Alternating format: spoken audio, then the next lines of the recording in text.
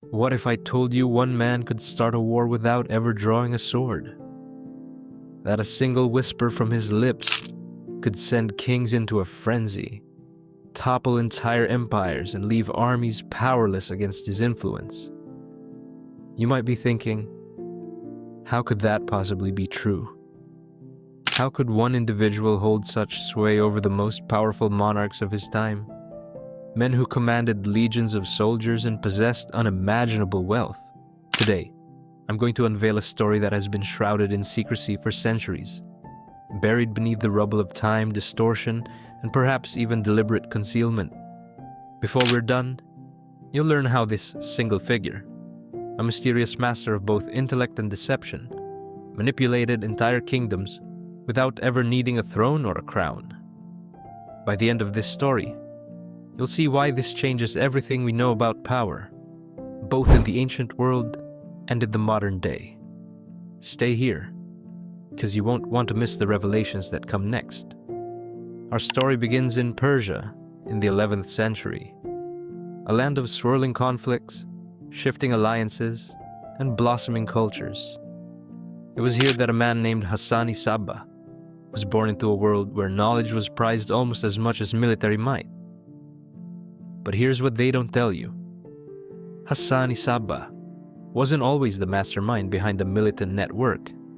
At first glance, he was merely a scholar of extraordinary intellect, someone who had immersed himself in mathematics, astronomy, theology, and the esoteric teachings of his sect. And yet, if we left the story there, we would be missing the key to understanding how he became the most feared figure in 3 continents. In Persia, at that time, being a scholar was no straightforward path to glory. While there were official positions, patronage systems, and potential roles at royal courts, these avenues were often overshadowed by the constant power struggles among dynasties. Scholarship offered prestige, yes, but not the power to move armies or alter the destinies of rulers. So how did Hassan go from dusty manuscripts to controlling the very pulse of empires? There's a decisive moment in his life that historians only reference in passing.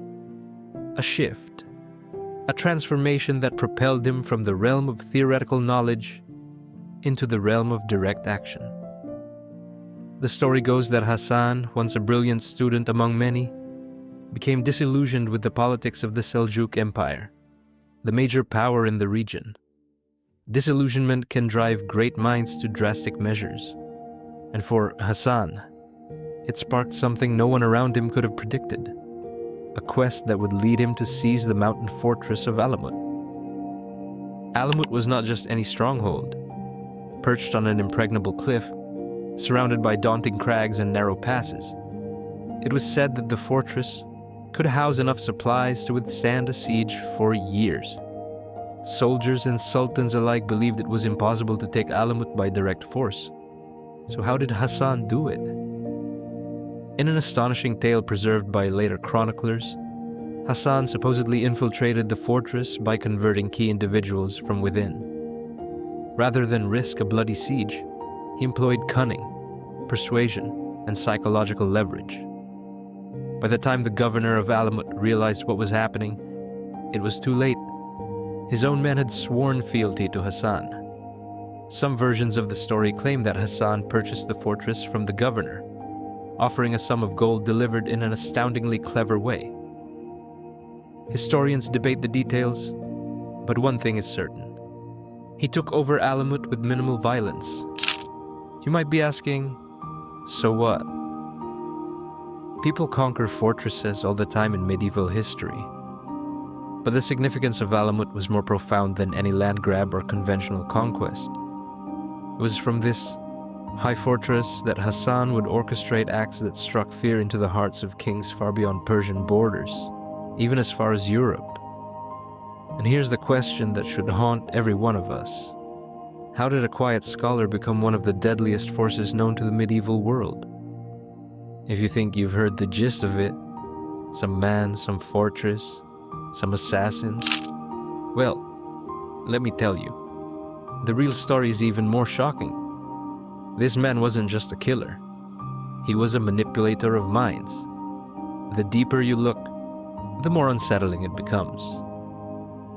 Because the truth is, what happened next would alter the politics of Persia, Syria, and even shape the course of the Crusades. But to truly appreciate the magnitude of his power, we need to explore how he built a far-reaching network that outsmarted armies and left kings on their knees. And believe me, you'll want to keep going. Because without understanding the structure of his operation, you'll never grasp the real reason entire empires feared him. It's one thing to seize a fortress. It's another to command an entire network capable of instilling dread across continents. Yet, that's exactly what Hassan-i Sabbah did. If you've heard of the word assassin, it might conjure images of silent killers lurking in the dark. But let's set the record straight. The term itself is believed to stem from the Nizari Ismaili followers of Hassan, often called Fedayeen, or sometimes labeled with variations like Hashishin or Assassin, depending on the source. These men weren't mere brutes or common cutthroats. They were meticulously trained in stealth, persuasion, and an unwavering loyalty to Hassan's cause. Here's the part you need to understand. Hassan's network wasn't merely about killing. It was about precision manipulation. The Fedayeen could spend months, or even years living among the nobles, viziers, or military leaders they were tasked to eliminate if it served the greater strategy. They learned local customs, languages, and even formed friendships with their future targets, all while awaiting a single order that could come at any moment. To grasp the audacity of this network, look no further than the assassination of Nizam al-Mulk in 1092. Nizam was the powerful vizier to the Seljuk Empire, effectively the right hand of the sultan. He had armies at his disposal and was considered one of the most influential figures in the Islamic world at the time. Yet a single Hassan-trained Fedayeen infiltrated his circle and, in a moment of vulnerability, ended his life. This act wasn't random brutality. It was a strategic move that sent ripples across the empire. The Seljuks, already in a precarious position, were destabilized by the loss of their brilliant vizier. That vacuum of power only made Hassan's influence grow, as more leaders began to fear they could be next. The real shock is not that one man was assassinated. High-profile murders happen throughout history. It's the psychological chokehold this network held over powerful courts. A small cadre, some historians estimate they never exceeded a few thousand active operatives, kept entire armies at bay. Seljuk rulers, local governors, and even European Crusader leaders approached negotiations with Hassan or his successors with trembling caution. They understood that an outright invasion of Alamut could lead to deadly retaliation, not on the battlefield, but possibly in their own bedchambers. But here's what they don't tell you. The Fedayeen's ability to remain undetected hinged on something bigger than mere skill in disguise. It required an empire of information, a vast intelligence network that rivaled any conventional state of the time. Spies, informants, sympathetic locals, all these resources quietly fed Hassan's fortress at Alamut, with crucial details about enemy movements, alliances, and vulnerabilities. In many ways, it was the perfect precursor to modern espionage. If you think all of this power rested solely on the blade of a hidden dagger, you're missing the bigger picture. The assassinations were just one piece of a larger puzzle. So, how did Hassan keep all these people loyal? How did he ensure that fear remained on his side, rather than inciting a unified campaign against him? The answer lies in a strategy of psychological warfare that has rarely been matched in history. And it's the same strategy that, in various forms, still influences modern tactics of control today. Stay with me, because in the next moments, we're going to peel back the layers on the true weapon Hassan wielded, one that made death itself seem like a secondary threat. We often think of war in terms of swords, spears, cannons. But what if the greatest weapon is not a physical object, but the feeling of dread that seeps into your mind, day after day, until it consumes you? Hassan-i Sabbah understood this principle better than almost any other historical figure. Contrary to popular myths, the famed assassins didn't necessarily kill every target. In many cases, they chose not to, on purpose, by letting a lord or official know that they could have killed him, and then sparing his life. They sowed an even deeper kind of terror. Imagine waking up each morning thinking, "Why am I still alive? Will today be the day they strike?" This insidious anxiety could gnaw away at even the most stalwart hearts, often prompting leaders to negotiate rather than resist. One chilling story frequently repeated by chroniclers describes a powerful Turkish prince who once opposed Hassan's demands. One morning, he awoke to find a dagger plunged into the pillow beside his head. No one else was in his tent. No one saw anyone enter. There was just this silent message: "We can get to you whenever we want." The prince's reaction? He promptly changed his political stance, aligning with Hassan's requests, because the alternative was living in perpetual fear of an invisible threat. That single gesture shifted alliances and strategy far more effectively than any pitched battle. Why is this so potent? Because it transforms an enemy's sense of security into an ever-present paranoia. Instead of focusing on waging war, your opponents are busy looking over their shoulders. Instead of planning strategic campaigns, they might wonder which trusted servant could be on your payroll. And that's just the tip of the iceberg. Fear of death is potent, of course, but Hassan went deeper. He manipulated belief. He provided his recruits with a sense of purpose and a promise of spiritual rewards so intense that they wanted to carry out his orders even at the cost of their own lives.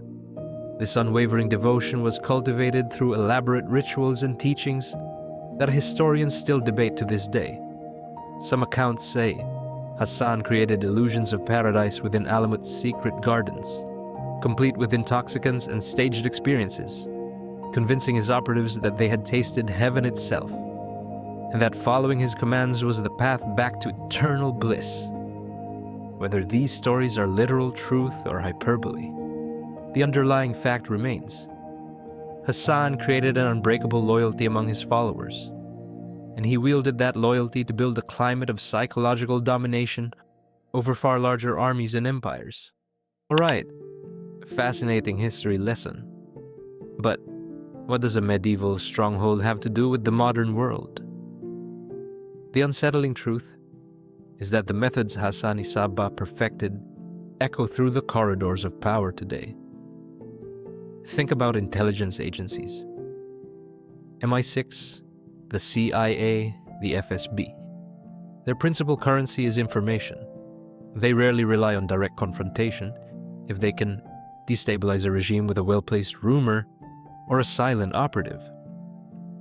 Hassan's approach in the 11th and 12th centuries was remarkably similar. Gather intel, infiltrate key positions, and strike psychologically rather than physically. Corporations too engage in tactics, not unlike those used by Hassan's network, albeit without the literal daggers to the throat, most of the time anyway. Industrial espionage, insider leaks, blackmail, these are modern equivalents of planting a Fedayeen inside a rival's fortress. If you control or subvert your competitor's information flow, you can destroy them from within, potentially without ever picking up a weapon. One of Hassan's key insights was harnessing fear as a tool for compliance. Fast forward almost a millennium, and governments around the world still employ fear tactics, whether through broad surveillance programs, or the specter of unknown threats that keep populations in a constant state of heightened alert. Some leaders find it far easier to command loyalty when people believe danger is lurking everywhere. That psychology can shut down critical thought and prompt people to beg for protection, no matter the cost to their freedoms. Hassan is also credited with binding his closest followers through powerful, possibly mind-altering ceremonies. Modern parallels exist in secret societies, extremist groups, and even certain corporate cultures that rely on intense induction practices to foster unwavering loyalty. The method is the same. Create a shared identity so strong that members will act, even sacrifice themselves, for the group's goals. We often comfort ourselves with the idea that modern civilization is more rational, more controlled, and less prone to superstition or manipulation. But the ghosts of Alamut persist in every sphere of society where secrecy, loyalty, and psychological manipulation converge. Wars are sometimes started because a small group manages to convince a leader, quietly, that it's beneficial. Economic collapses can be engineered through carefully seeded rumors, prompting panic in the markets. Hassan-i Sabbah may have refined these techniques centuries ago, but we keep reinventing and perfecting them, generation after generation. The blueprint Hassan created for exerting influence, information control, strategic infiltration, emotional and psychological manipulation didn't die when he did. Elements of his strategy have been adapted by countless factions, from medieval crusaders themselves who realized they too could benefit from infiltration and fear tactics, to modern states that use covert operations more than overt battle. The question we have to ask ourselves isn't, how could one medieval scholar manipulate entire kingdoms? That part is clear enough. With intelligence, unwavering loyalty, and a mastery of fear. The real question is, who's applying this blueprint today, right under our noses? Because once you recognize the pattern, you'll start to see it repeating across continents, across centuries, across every level of society. Remember, the dagger at the pillow is not always literal. Sometimes it's a carefully planted piece of evidence, a private conversation leaked at the worst possible moment, or a chilling phone call in the middle of the night. Invisible power can appear in 1,000 guises, and like Hassan's victims, you may not realize you're ensnared until it's too late. So here we stand. Nearly 1,000 years removed from the age of Hassan-i Sabbah, we've journeyed through the halls of Alamut, peered into secret rites, observed cunning assassinations, and witnessed the birth of a terror so profound that kings would kneel before a man with no crown. We've seen how knowledge can be weaponized in more devastating ways than any sword. But what is power really? Is it the ability to raise an army and conquer lands? Or is it the subtle art of reshaping someone's reality without them even knowing? Hassan-i Sabbah teaches us that true power isn't about brute force. It's about perception, control of information, and a carefully orchestrated dance with fear. At the height of his influence, it mattered little how many soldiers a king commanded if he couldn't trust the very people by his side. That leaves us with a chilling thought. Are there modern Hassan-i Sabbahs hidden away in corporate towers or intelligence bunkers, controlling our reality through fear, perception, and unwavering loyalty? We have uncovered one such figure from the annals of history, but the real question remains. Which other hidden manipulators are we missing in our world today? This story doesn't end here. Historian after historian has grappled with the mysteries of Alamut, and new research continues to shed light on the intricate webs of influence that shaped medieval geopolitics. If you're feeling that tingling curiosity, that sense that there's still more to uncover, follow that urge. Dive into historical records, question the conventional narratives, look behind the curtain of modern power structures. Because if Hassan-i Sabbah's ghost is still out there in one form or another, then understanding his blueprint may just help us unmask those who pulled the strings in our own time. The fortress at Alamut may be in ruins, but the echoes of its secrets live on in the halls of power around the globe. What you do with this knowledge is up to you. But remember, once you've seen how invisible power can twist the fate of nations, you can never truly unsee it. You've just heard the story of the man who controlled kings. Thank you for joining this journey into one of history's most unsettling and illuminating chapters. Stay curious, stay questioning, and stay vigilant. Because sometimes, what we don't see is what controls us the most.